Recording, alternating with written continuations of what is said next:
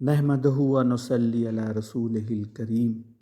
سامعین حضرات، السلام علیکم ورحمۃ اللہ وبرکاتہ۔ سورہ بقرہ کا ترجمہ آپ کے سامنے پیش کر رہا ہوں۔ لوگوں، بندگی اختیار کرو اپنے رب کی جو تمہارا اور تم سے پہلے جو لوگ ہو کر گزر گئے ہیں ان سب کا خالق ہے۔ تمہارے بچنے کی توقع اسی صورت میں ہو سکتی ہے، وہی تو ہے جس نے تمہارے لیے زمین کا فرش بچھایا، آسمان کی چھت بنائی، اوپر سے پانی برسایا اور اس کے ذریعہ سے ہر طرح کی پیداوار نکال کر تمہارے لیے رزق مہم کرایا ہے۔ بس جب تم یہ جانتے ہو تو دوسروں کو اللہ کا مد مقابل نہ ٹھہراؤ، اور اگر تمہیں اس امر میں شک ہے کہ یہ کتاب جو ہم نے اپنے بندے پر اتاری ہے یہ ہماری ہے یا نہیں، تو اس کے مانند ایک ہی صورت بنا لاؤ، اپنے سارے ہم نواؤں کو بلا لو، ایک اللہ کو چھوڑ کر باقی جس کی چاہو مدد لے لو۔ اگر تم سچے ہو تو یہ کام کر کے دکھاؤ، لیکن اگر تم نے ایسا نہ کیا اور یقیناً کبھی نہیں کر سکتے تو ڈرو اس آگ سے جس کا ایندھن بنیں گے انسان اور پتھر، جو مہیا کی گئی ہے منکرین حق کے لیے۔ اور اے پیغمبر، جو لوگ اس کتاب پر ایمان لے آئیں اور اس کے مطابق اپنے عمل درست کر لیں، انہیں خوشخبری دے دو کہ ان کے لیے ایسے باغ ہیں جن کے نیچے نہریں بہتی ہوں گی۔ ان باغوں کے پھل صورت میں دنیا کے پھلوں سے ملتے جلتے ہوں گے۔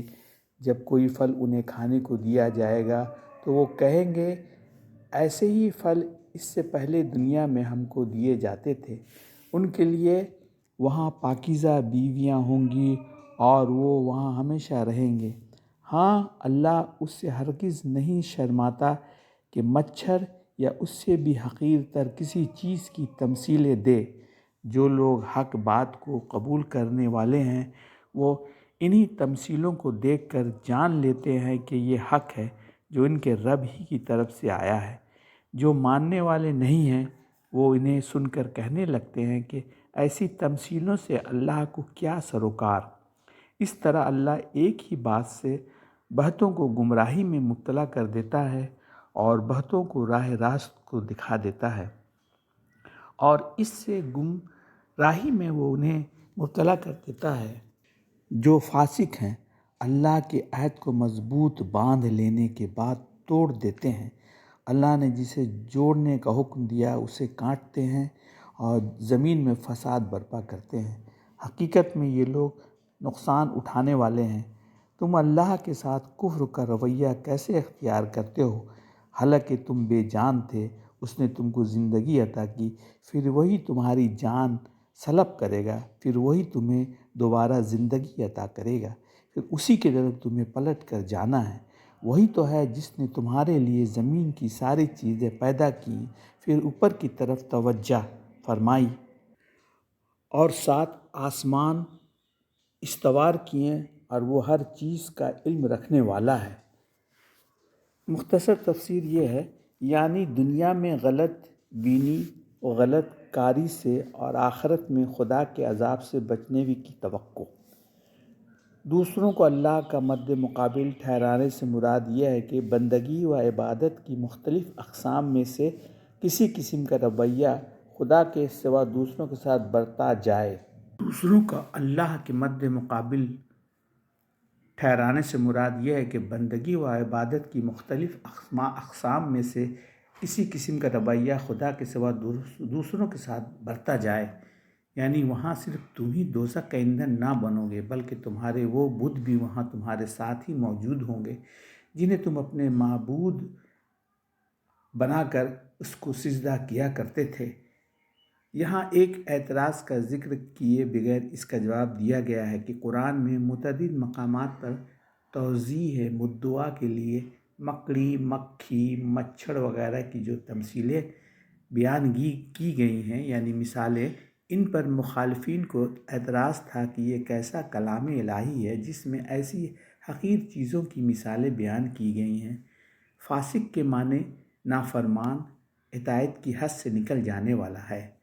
بادشاہ اپنے ملازموں اور رعایا کے نام جو فرمان یا ہدایات جاری کرتا ہے ان کو عربی زبان میں عہد سے تعبیر کیا جاتا ہے۔ اللہ کے عہد سے مراد اس کا وہ مستقل فرمان ہے جس کی روح سے تمام نوع انسانی صرف اسی کی بندگی، اطاعت اور پرستش کرنے پر مامور ہے۔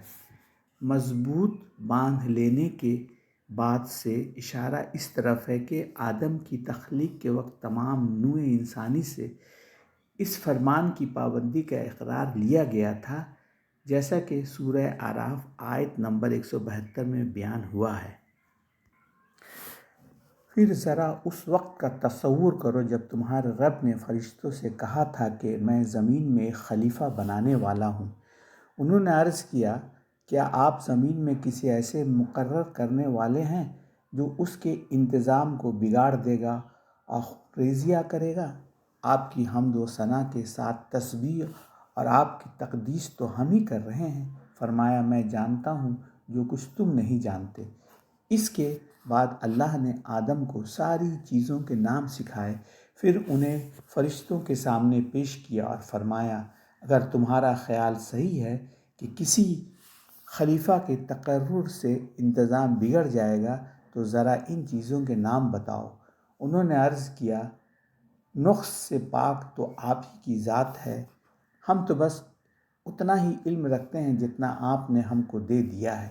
حقیقت میں سب کچھ جاننے اور سمجھنے والا آپ کے سوا کوئی نہیں ہے۔ پھر اللہ نے آپ سے کہا، تم انہیں ان چیزوں کے نام بتاؤ۔ جب اس نے ان کو ان سب کے نام بتا دیے تو اللہ نے فرمایا، میں نے تم سے کہا نہ تھا کہ میں آسمانوں اور زمین کی وہ ساری حقیقتیں جانتا ہوں جو تم سے چھپا ہوا ہے۔ جو کچھ تم ظاہر کرتے ہو وہ بھی مجھے معلوم ہے، اور جو کچھ تم چھپاتے ہو اسے بھی میں جانتا ہوں۔ پھر جب ہم نے فرشتوں کو حکم دیا کہ آدم کے آگے جھک جاؤ تو سب جھک گئے، مگر ابلیس نے انکار کیا۔ وہ اپنی بڑائی کے گھمنڈ میں پڑ گیا اور نافرمانوں میں شامل ہو گیا۔ پھر ہم نے آدم سے کہا کہ تم اور تمہاری بیوی دونوں جنت میں رہو اور یہاں بفراغت جو چاہو کھاؤ، مگر اس درخت کا رخ نہ کرنا ورنہ ظالموں میں شمار ہوگے۔ آخر کار شیطان نے ان دونوں کو اس درخت کی ترغیب دے کر ہمارے حکم کی پیروی سے ہٹا دیا اور انہیں اس حالت سے نکلوا کر چھوڑا جس میں وہ تھے۔ ہم نے حکم دیا کہ اب تم سب یہاں سے اتر جاؤ، تم ایک دوسرے کے دشمن ہو اور تمہیں ایک خاص وقت تک زمین میں ٹھہرنا اور وہیں گزر بسر کرنا ہے۔ اس وقت آدم نے اپنے رب سے چند کلمات سیکھ کر توبہ کی۔ جب اس کو اس کے رب نے قبول کر لیا، کیونکہ وہ بڑا مہربان اور رحم کرنے والا ہے۔ ہم نے کہا کہ تم سب یہاں سے اتر جاؤ، پھر جو میری طرف سے کوئی ہدایت تمہارے پاس پہنچے تو جو لوگ میری اس ہدایت کی پیروی کریں گے ان کے لیے کسی خوف و رنج کا موقع نہ ہوگا، اور جو اس کو قبول کرنے سے انکار کریں گے اور ہماری آیت کو جھٹلائیں گے وہ آگ میں جانے والے ہیں جہاں وہ ہمیشہ رہیں گے۔ اے بنی اسرائیل، ذرا خیال کرو میری اس نعمت کا جو میں نے تم کو عطا کی تھی۔ میرے ساتھ تمہارا جو عہد تھا اسے تم پورا کرو، تو میرا جو عہد تمہارے ساتھ تھا اسے میں پورا کروں گا، اور مجھ ہی سے تم ڈرو، اور میں نے جو کتاب بھیجی ہے اس پر ایمان لاؤ۔ یہ اس کتاب کی تائید میں ہے جو تمہارے پاس پہلے سے موجود تھی، لہٰذا سب سے پہلے تم ہی اس کے منکر نہ بن جاؤ۔ تھوڑی قیمت پر میری آیت کو نہ بیچ ڈالو اور میرے غضب سے بچو۔ مختصر بیان یعنی جن روابط کے قیام اور استحکام پر انسان کی اجتماعی و انفرادی فلاح کا انحصار ہے اور جنہیں درست رکھنے کا اللہ نے حکم دیا ان پر یہ لوگ تیشہ چلاتے ہیں۔ 7 آسمانوں کی حقیقت کیا ہے، اس کا تعین مشکل ہے۔ انسان ہر زمانے میں آسمان یا بالالفاظ دیگر عالم بالا کے متعلق اپنے مشاہدات یا قیاسات کے مطابق مختلف تصورات کو قائم کرتا رہا ہے جو برابر بدلتے رہتے ہیں۔ بس مجملاً اتنا سمجھ لینا چاہیے کہ یہ تو اس سے مراد یہ ہے کہ زمین سے ماورا جس قدر کائنات ہے اسے اللہ تعالیٰ نے 7 محکم طبقوں میں تقسیم کر رکھا ہے، یا یہ کہ زمین اس کائنات کے جس حصے میں واقع ہے وہ 7 طبقوں میں مشتمل ہے۔ خلیفہ اسے کہتے ہیں جو کسی